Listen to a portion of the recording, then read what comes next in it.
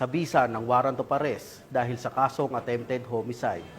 Nahuli ang isang wanted person sa operasyon ng Sulat Municipal Police Station. Ang buong detalye ng report ay mula kay Patrolwoman Cristel Palafox.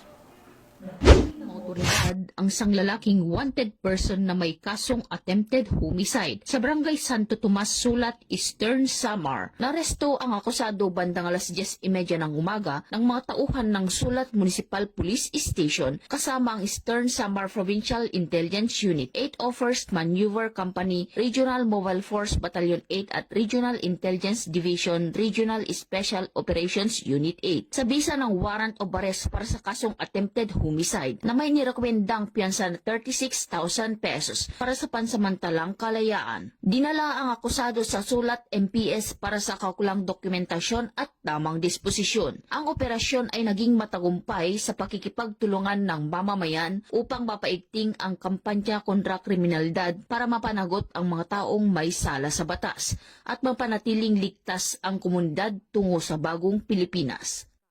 Mula dito sa Eastern Visayas, ako ang inyong PNN correspondent, Patrolwoman Palafox, alagad ng batas, tagataguyod ng Balitang Pulis.